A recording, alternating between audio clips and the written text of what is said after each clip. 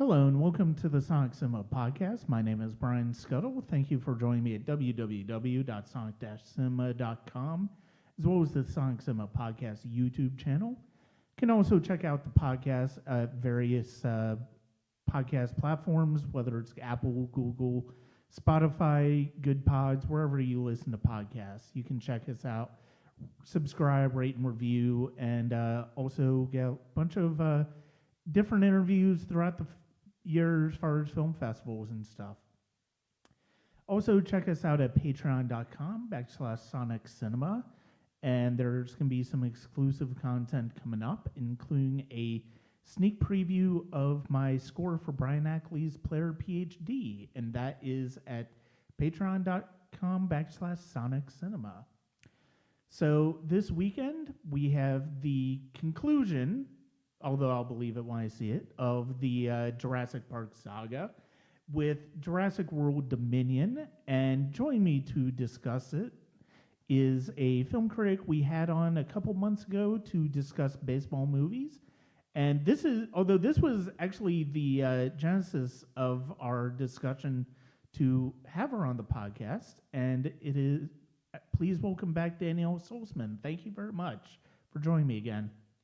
Thank you for having me again, but I will let you get corrected here as I lose my train of thought. That this is not the conclusion to the Jurassic era. We still have one more season of Jurassic World Camp Cretaceous watching on Netflix. Okay, excellent. Okay, so at least from the movie perspective, this looks like it could be the end for now. I would imagine we might see some more with the dinosaurs in a few years' time, but for now, we're at least coming to a conclusion of the Jurassic World trilogy. Fair. So, first of all, I will allow you to where can people read your work online? Solzy@themovies.com, SOLZY, or you could check out my Twitter and Instagram at Danielle SATM. And by all means, make sure to check her out, her work out, her reviews.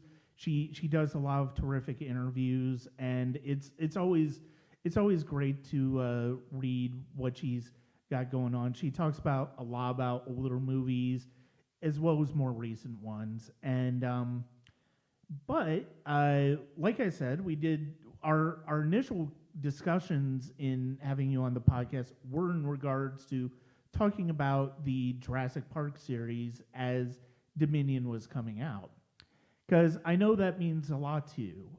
Before we get into Dominion itself, what is it about the Jurassic Park franchise that you've always had a connection with? I mean, you go back to June 1993 when Jurassic Park opened. I mean, just the VFX. I mean, what they did in that film, I mean, it's nothing short of astonishing. Mm-hmm. I mean, you needed Star Wars, Terminator, pretty much the entire 1980s technology to happen in order for Jurassic Park to even be possible. Mm-hmm. And without Jurassic Park, you don't get the special editions, you don't get the Star Wars prequel trilogies. I'm not staying up until 2 a.m., 3 a.m. watching Kenobi upon launch or The Mandalorian. Yeah. No. And we don't get the Transformers movies either. Yes, and I will say, so I... in promoting my own review of Dominion, I mentioned that I thought that Jurassic World Dominion was the most insane movie that Steven Spielberg had his name on since Gremlins 2, The New Batch. And Danielle actually did remind me that he is the executive producer on the Transformers movies. I so associate those movies with Michael Bay that I completely forgot that Spielberg's the one who produced him. And it's hard to get crazier than what we see in like Revenge of the Fallen and The Last Night. So but be that as it may, Jurassic World Dominion I think goes to I think goes to a lot of different levels that we haven't necessarily seen in this franchise before. But to concur with what you were saying about the original Jurassic Park, I have such vivid memories. This was a movie that I remember seeing multiple times in theaters over a year that was playing in theaters. I mean, that's back when movies would play for a year. And I remember one of my most vivid memories as a movie watcher watching Jurassic Park on opening day, and during the kitchen scene with the velociraptors, somebody was moving down the aisle behind us and brushed up against my mother's hair and just scared the crap out of her in an already tense scene. And that's one of those things that you don't. It's a shame that, I mean, I know a lot of people have talked about Top Gun Maverick really starting to bring people back in. I know there are other places that have more sellouts than not. But I mean, I know for me, it's one of those things where sometimes it's hard to see movies like this with an honest to God audience and have that type of experience. It's hard to get that type of experience. Now, even pre-pandemic, I felt like that was kind of the case. Yeah, I mean, and just going back to that film, I mean, the first shot of the T-Rex, that was I jumped out of my seat. And then the raptor, as Dr. Sattler is going down the panels and getting all the power back online, it doesn't matter how many times I watch that film. I will always jump at that scene. And watching Dominion, where we have the callback. Yeah.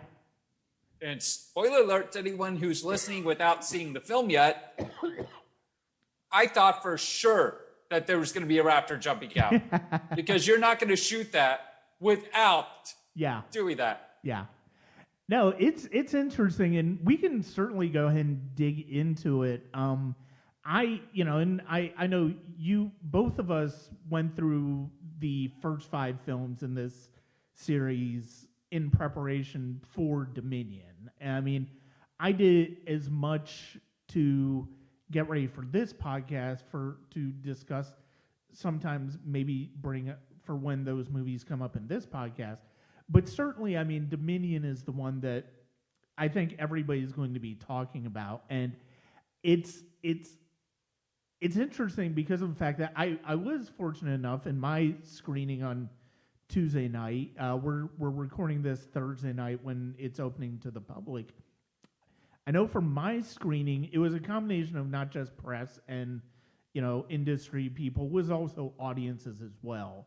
And I will say, seeing it with some of the general audience was definitely something that made the experience pretty worthwhile, even if I have some reservations with the film in general. Yeah, I mean, even in my screening in Chicago, which was a mix of press and general audience, we had several moments where the audience was applauding, myself included, especially the Dilophosaurus. I mean, what is it they say? Karma's a bitch. Yeah. There's a lot to talk about with this one. And one of the things that I will say, like, a lot of my reservations with Dominion basically boil down to the fact that it has some of the loopiest story structure I think of any of these movies have. I mean, even if I'm not a huge fan of like Jurassic Park 3, it's got a fairly linear structure to it. Even though the characters who get Alan Grant back on the island are basically lying to him about why he's there.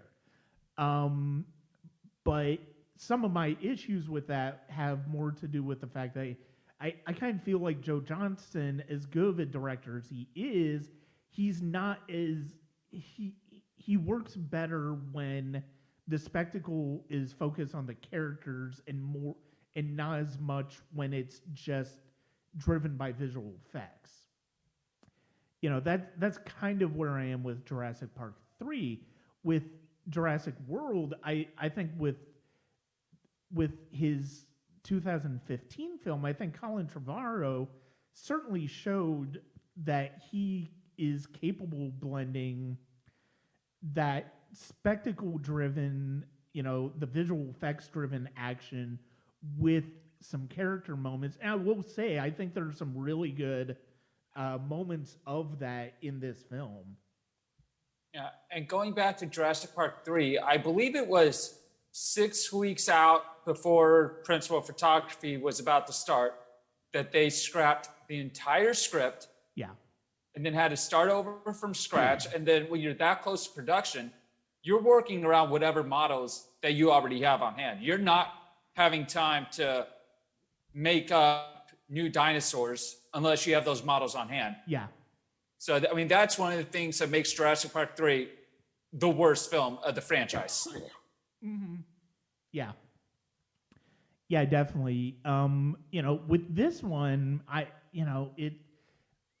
think one of the things that's kind of interesting with this one is how, and by this point, by the time you listen to this, a lot of people are going to have been able to watch this movie. So, I have no problem going into spoilers with this.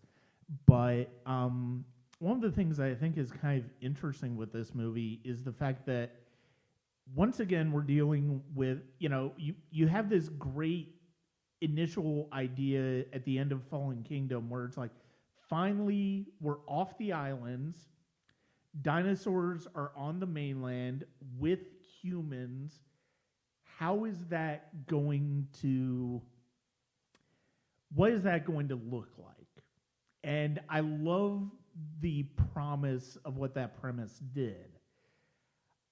I think in Dominion, there are times where they definitely landed. There are definitely things about this movie that I absolutely adore when they deal with this premise. But I can't help but feel like because of so much of this is dealing with, once again, this whole idea of and it's basically the running theme of the entire franchise. If we have this type of power to bring dinosaurs back, how we use that power and people using it for nefarious purposes. In this case, the character played by Campbell Scott, who seems to be, just in a way, he almost feels like the evil version of John Hammond, in a way. I can't really put it any other way than that. But he's using the same technology to create this that kind of goes to creating this ecological disaster, and that almost has nothing to do with the dinosaurs. And I understand it from a narrative standpoint because of the fact that it's how they bring the legacy characters in, but which I think is actually a nice way of bringing them in. I still kind of feel like it sort of misses a lot of opportunities to delve into what this type of world would actually look like. And with Dodgson, you have to remember, he's basically responsible for Jurassic Park closing. Yeah. Because if not for him, you don't have Dennis Nedry shutting down the park. Mm-hmm. And there's a lot more written about him in the book that didn't make the film. And I'm sure that's where they draw from as far as developing the character in the new film. Okay. I didn't even put two and two together. I obviously saw the whipped cream can, the Barbasol can in this movie, but I didn't even, for some reason, I didn't even think about the fact that they're intended to be the same character. Yeah, it's the same guy, but it's a different actor because the guy from the first movie got arrested for sex crimes, that he's now a sex offender, and so they aren't gonna break him back. Oh, nice. Wow. Yeah, Yeah. that's yeah. And I mean, I will say it's like Campbell Scott is I will say I did enjoy Campbell Scott's performance. It's the second time in less than a year I've seen somebody do a really crazy sort of Steve Jobs type riff on a megalomaniac after Mark Rylance and Don't Look Up. Um, and I think he certainly pulls that off well. Um, I think if, but at the same time, I do like the idea of biosyn in this because of the fact that it's yet again another company who's trying to, utilize this technology for its own purposes, and they're not necessarily good. I feel like, and it basically goes to this whole idea of mankind creating technology that we just let get out of control with. You look at with regards to, nuclear energy. You look at the atom bomb.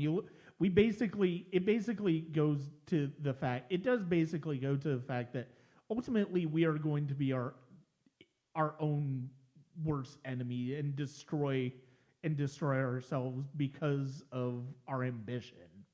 Yeah, I mean, I look at these. I mean, this entire franchise can be looked at as corporation versus science, and science is always going to win, no matter what. I even wrote a bit in my review about climate change. Yeah. No, and I mean that's definitely here. That's definitely here as well. And I mean it's and it. And it's funny because I have so many mixed minds of I'm so much of a mixed mind with this film because there are things about that I really like. There are set pieces, there are sequences in this movie that I really like. But at the same time, I feel like there are also things that are so disjointed in it that it's hard to know. Well, it's like that's more interesting. Like when we see Owen and Claire in Malta, it basically becomes a completely different movie because of the fact that you're seeing what has come, all of these underground trades in dinosaurs that have popped up as they've hit the mainland, as they've evolved, as they've figured out ways to reproduce. And there are things about that I really love, but at the same time, it's like, why are we going back to the corporate malfeasance here? I mean, like you said, it's corporate versus science. It's basically the ethos of this entire series. But it's like I kind of feel like I wanted to see more of that promise that we got at the end of Fallen Kingdom. I mean, and you still have Manticorp out there that we don't know what's going on with them.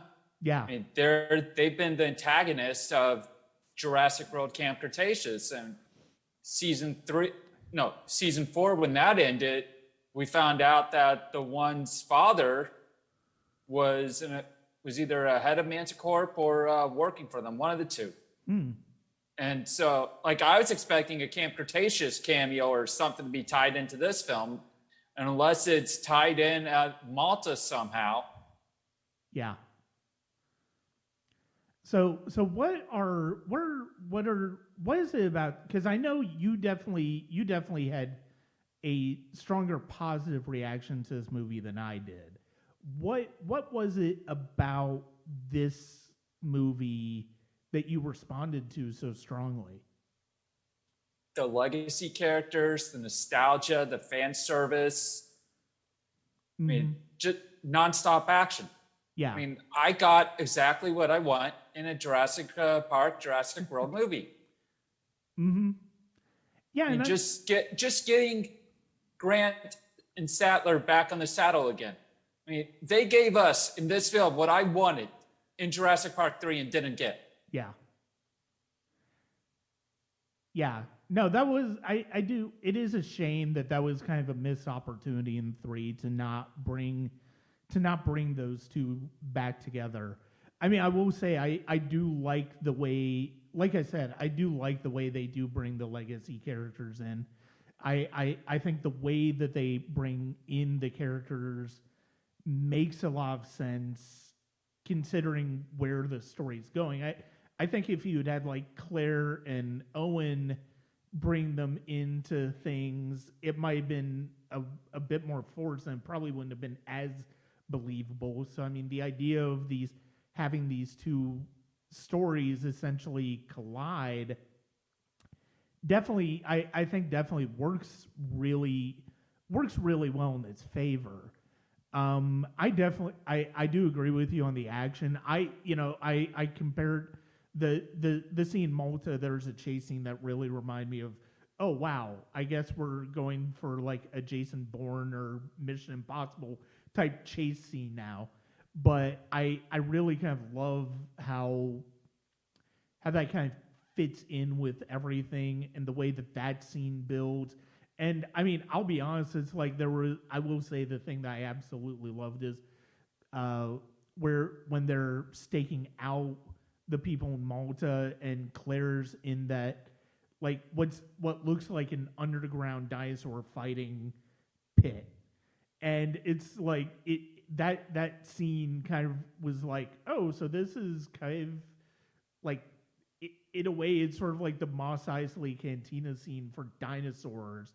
And I really enjoyed that. I thought that was a great touch to it. I was surprised that they kind of sidelined Blue as much as they did in this movie. I mean, it's still a part of the story, but I was kind of surprised that they didn't figure out a way for Blue to be more of a part of this story. Well, I mean, in a lot of ways, Blue is very much a part of the story because they kidnap her daughter. Yeah. Or son. I can't remember what the gender was. I think it was. Was it? Wait, we'll just go with child. Yeah, child. But yeah, I mean, it.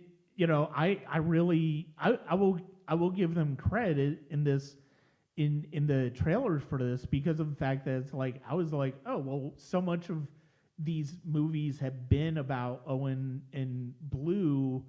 You would naturally expect that to continue, and it's weird to see her out of action in this, but like you said, she is the key to everything in this, and because of the fact that there's the kidnapping, but I think one of the things that's really the way that they pull that off, though, it's not something I knocked the film for. It was just a surprising choice because of the fact that, are you really going to take a velociraptor across the world with you? As much of a positive relationship you think Owen and Blue have, that's not really going to work. But at the same time, I think having that gives the movie stakes that that gives the movie stakes that I think is kind of interesting beyond what we already have established in the scene with the locusts and Maisie in general. Yeah, and that was another thing. In the trailer, when they were talking about they're going to find her in something, like I thought they were talking about Blue's kid, not Maisie. So like her being kidnapped, I definitely was not expecting. Yeah. I am glad that we got more development of her character and of her story too, because of the fact that it's like it could have just been easy. It could have been easy for them to just say, "Oh, Owen and Claire adopted her," and it's like that's basically you've got that. Maybe you have some tension with that family. I like the fact that they did work in this idea of learning a bit more, her struggling with her identity and trying to figure out what that means. I like that they were able to bring more in for the character. I'll be honest, to a certain extent, I kind of forgot Wong survived in Fallen Kingdom. I thought he had, and which is boggles my mind because I just watched it on Monday night. But I'm like, wait a minute, how did he survive? I will say it's the weirdest haircut for him. Seeing him with long hair, it's like you're in the middle of Europe. I don't think that I don't think you have to worry about people recognizing you in that respect. Well, that was what Colin wanted. He wanted Wu to pretty much lose himself. Yeah. Like, I mean, he's feeling so much guilt for what he's done. Mm-hmm. And a lot of that's at the behest of other people. Yeah.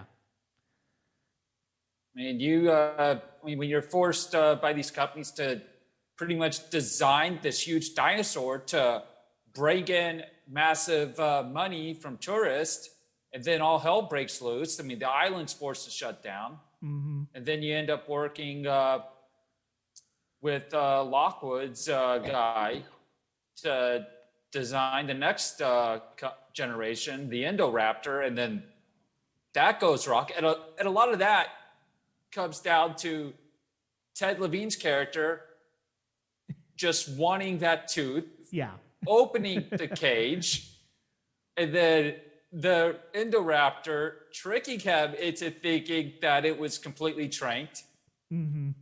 If he didn't do that, you don't have all these dinosaurs roaming throughout the world. Yeah. No, I love, like, I recognize the fact that Fallen Kingdom is not a perfect movie. There are things about that are completely goofy, but I love all of the different chances it took. It's such a beautiful movie at times, and I love the emphasis on horror in the second half of the movie. It's just absolutely fantastic, and that scene with Ted Levine's character is just absolutely great. I think it'd been since 2018 since I had seen Fallen Kingdom last, so that I had forgotten how great that scene is. Yeah, I watched it. It was either back in January or right after Sundance. Mm-hmm. Yeah. I mean, I basically saved all of them for the rewatch before Dominion. I think I had seen Jurassic Park more recently because, I mean, that's the one I do tend to go to more often than not if I'm watching anything in this series. Yeah, I will say though, I think we talked about the action. You point out the action. Once they get to the campus, the sanctuary, the campus, Biosyn Valley. Yeah. There are some terrific set pieces. Like I really love so many of these set pieces, and I think, you know, I mean, I do think Trevorrow does a very good job with them too. I mean, the scene with Bryce Dallas with Claire in that sloth-looking dinosaur. I can't remember what it's called. I don't even know if we find out the name for it. Give me a moment. I'm going to open up the press notes right now because they've got a list of all the dinosaurs that are in the movie. Okay. Yeah, I mean, and they created 27 individual dinosaurs for the film, 10 of which had never been seen before in any of them. Mm-hmm. Okay. Therizinosaurus, something like that. The name means dive lizard, a theropod herbivore that lived in the Cretaceous period, but it's those sharp claws that make it really dangerous. Yeah, I think that was such a fantastic. That was easily my favorite of the dinosaurs that we hadn't seen before in this series. Um, yeah, it was just from that design was just what did it for me. I thought was absolutely terrific. Um, and then I mean the scene where they crash land and they're on the ice and And the raptor yeah.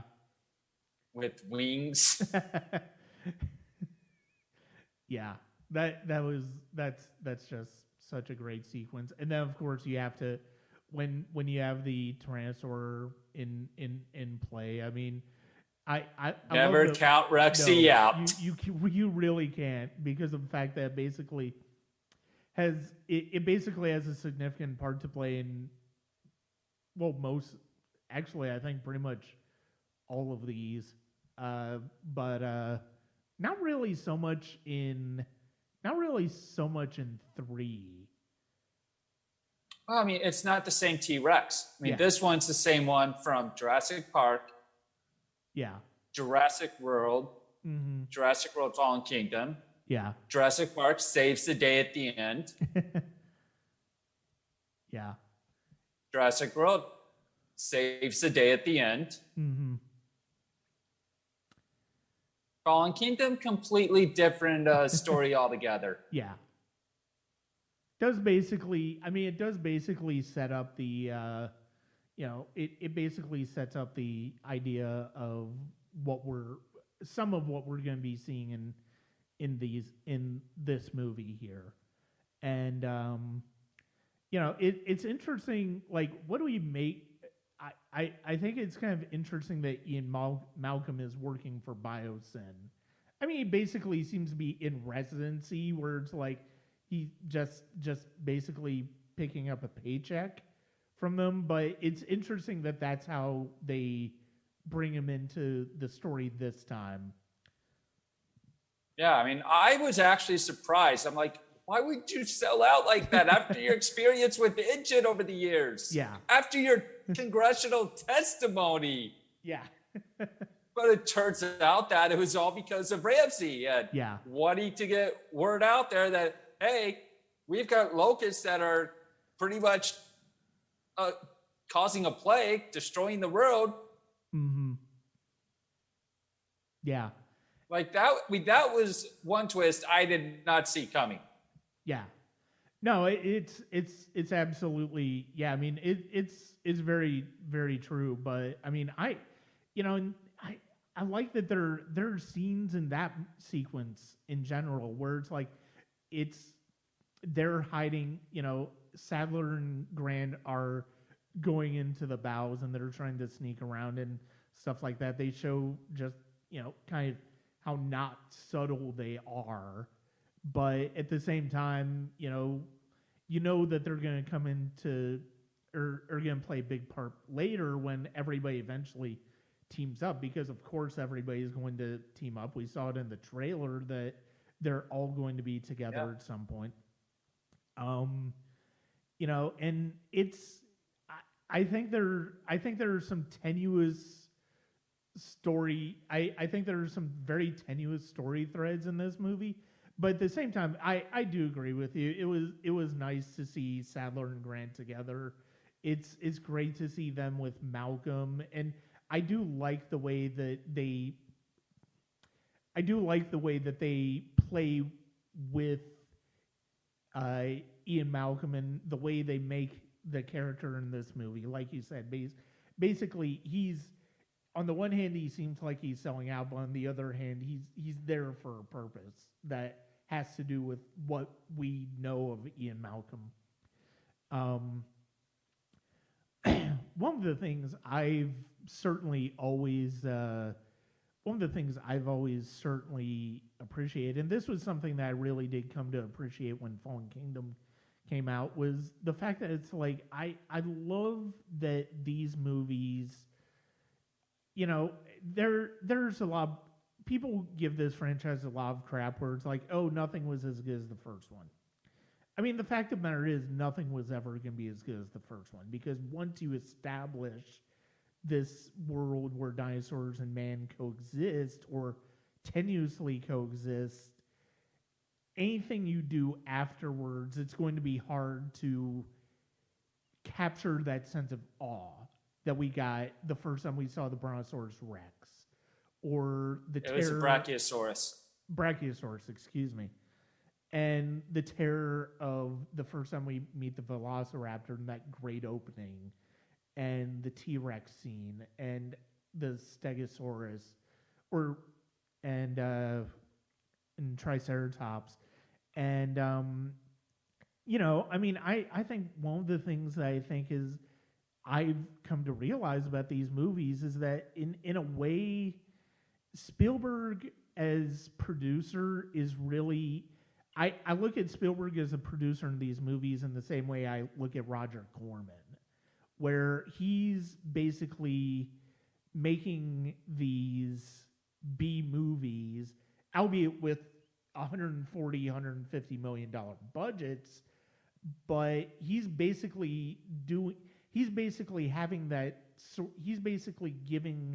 the opportunity to make that type of movie that he didn't really have early on in his career, because his time growing up as a filmmaker, maturing as a filmmaker, as a storyteller, came on TV before Sugarland Express and Jaws and all of that.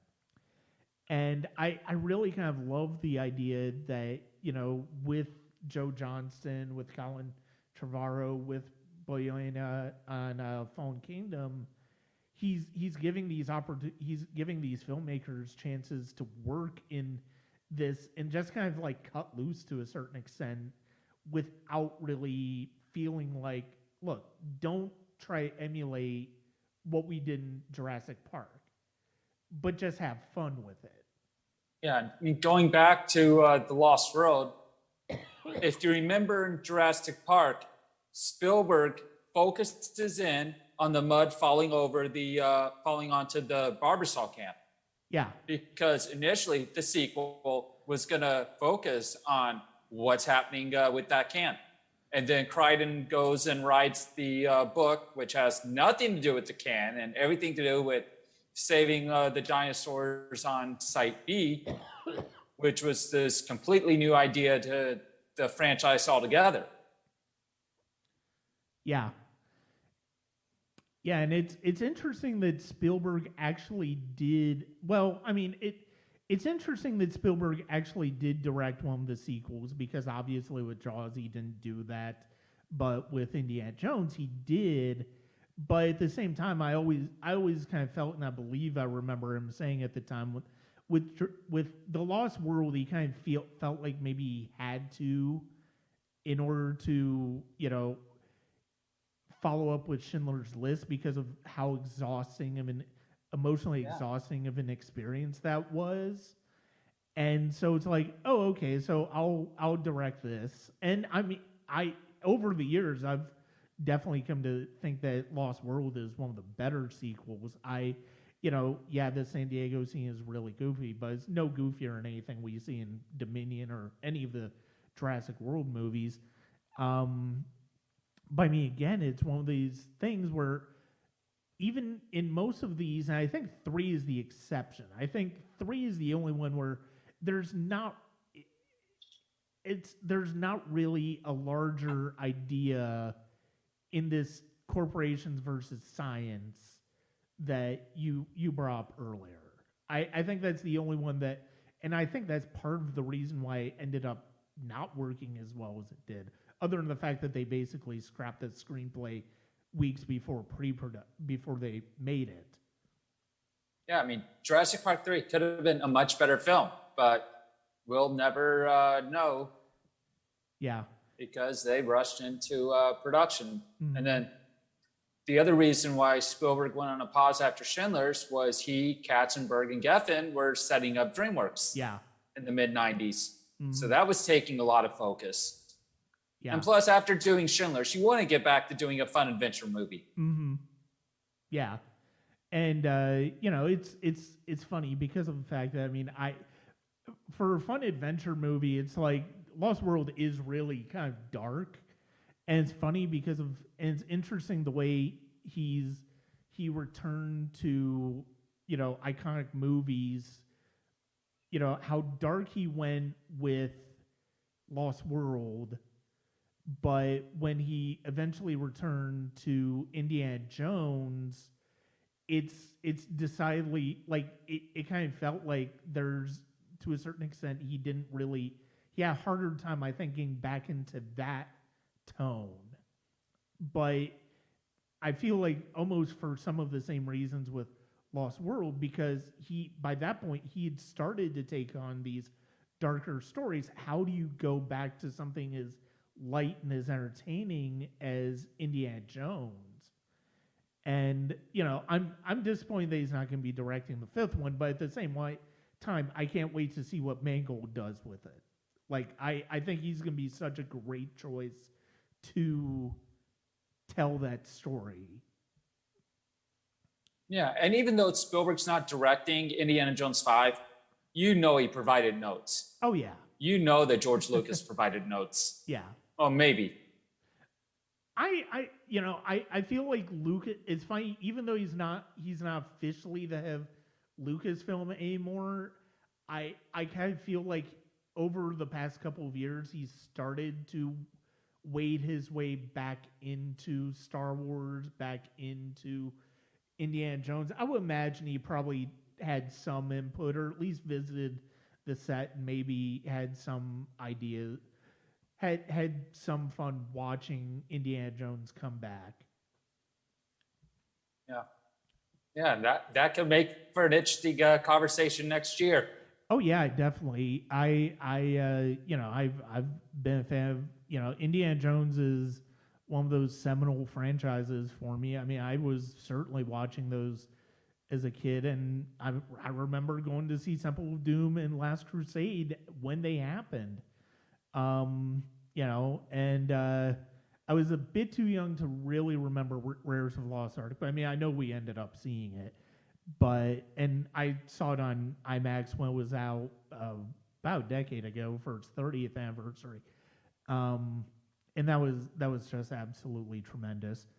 But yeah, I mean, one of the things I did want to talk about, you talked about how drastically different Crichton's Lost World was to what Spielberg had in mind, because he was going to focus on the Barbasol can. I remember reading about that very famous draft for a fourth Jurassic Park that John Sayles did in the mid 2000s. And one of the things that's interesting is how they've taken ideas like the Barbasol can, like, mercenaries using raptors as weapons of,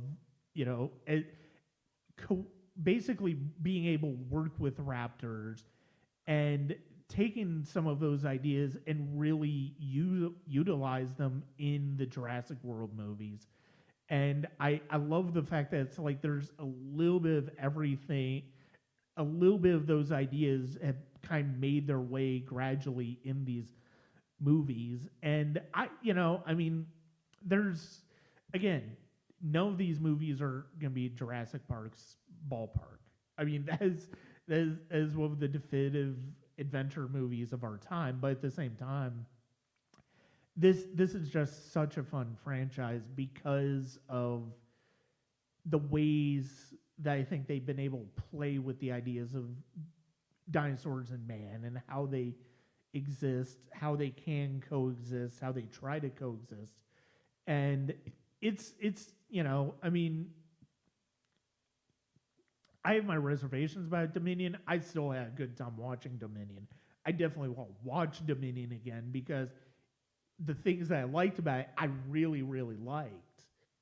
Yeah, I'll be going back for round 2 very soon.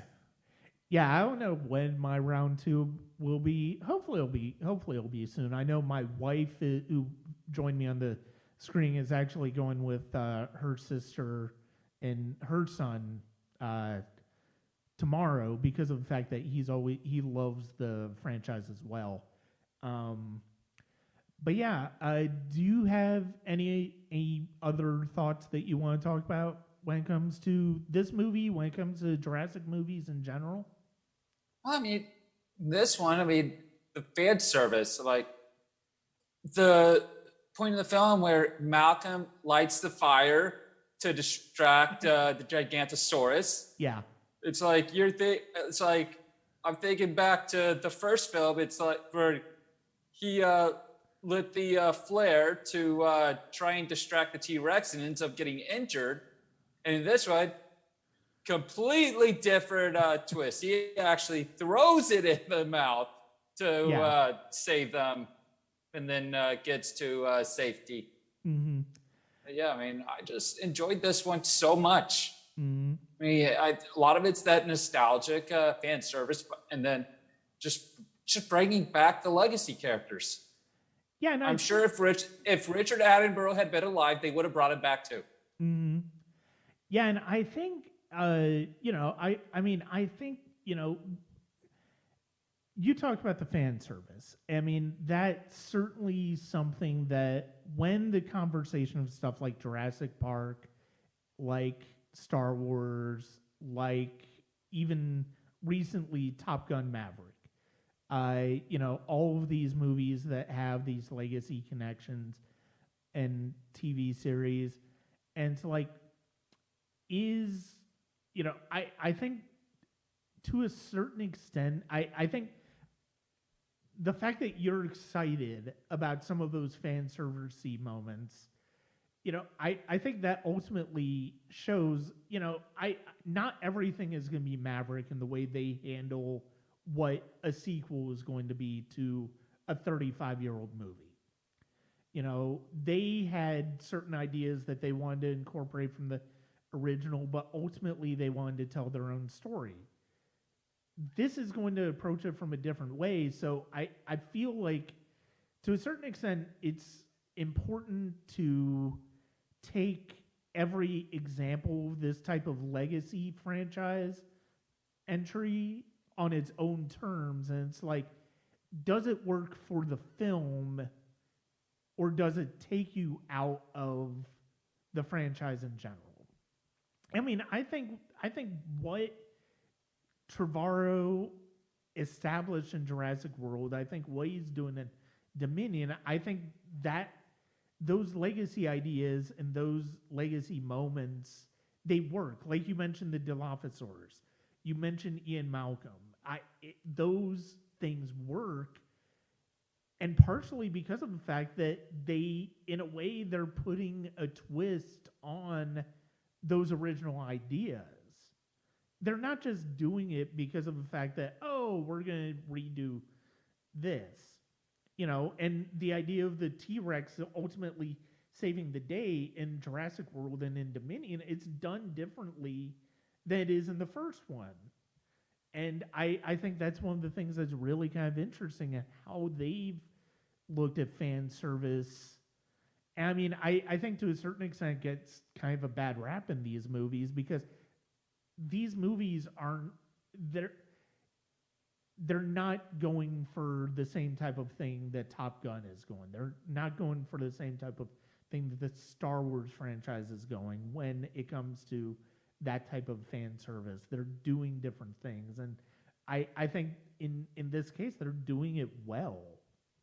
But, and one thing, the last thing I think I'll say is, I mean, I think Colin Trevorrow, I think, is an interesting filmmaker. I mean, you actually mentioned before we got on that, his 2012 film, Safety Not Guaranteed, is 10 years old this year.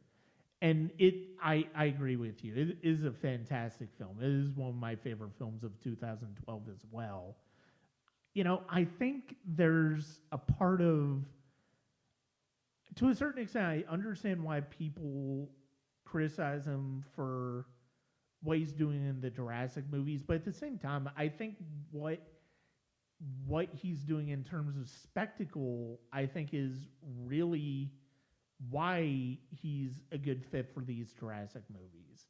Because he's capable of doing set pieces that are interesting in a way that is also entertaining. And that goes back to Safety Not Guaranteed, which is a much smaller film, but it's also it's also a high concept film that I think is as successful in its ideas as something like this is. Yeah, and that was on a $750,000 budget. You give the man a larger playground, and he pulls off Jurassic World. He pulls off Jurassic World Dominion. Yeah. I would have loved to have seen his Star Wars 9, but yeah, that's another story entirely. We need a time machine to go back in time. Yeah. Get in the room and change history. But yeah. That's one of those we'll never know. Unfortunately. Yeah, but I have another podcast on Rise of Skywalker where I can complain about that one. But anyway, one last time before we sign off, and it's great to talk to you. We'll definitely work out other subjects to talk about in the future. Where can people find you, and what exactly do you have going on right now? Solzy at the Movies, SOLZY.com.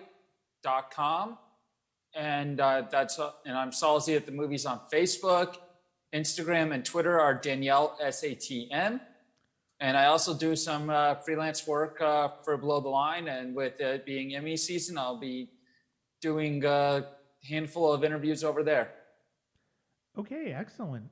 And Danielle, thank you very much again for joining me tonight. And it was it's great to talk to you about this franchise. Yeah, thank you for having me. I mean, it's always nice to talk to people and over 280 characters or more. Yeah, it really is. I mean, as entertaining as it is to interact with people on Twitter times. Like I feel like the longer discussions it helps to have longer discussions because to a certain extent because you can learn more about the individual even if you're talking about movies. Like you can find out what they like about movies, what they like about certain movies, and what is important to them about movies and things that might be very personal to them about movies. And I know the Jurassic franchise is one that's near and dear to your heart, and I appreciate you joining me to talk about it. I'd like to thank Danielle for joining me again. It's great to talk to her. It's great to get to know her as we talk about some movies that mean a lot to her. That's going to do it for this episode of the Sonic Cinema Podcast. Coming up, we'll have another return guest at the end of this month talking about my favorite film composer. And I can imagine you probably know who I'm talking about. And in July, we're going to have a couple of other return guests. But for now, that's going to be it for this episode of the Sonic Cinema Podcast. Check us out wherever you listen to the Sonic Cinema Podcast, be that YouTube, Apple, Google, Spotify, Good Pods, wherever. You can also check us out at patreon.com/SonicCinema, as well as www.sonic-cinema.com. Thank you.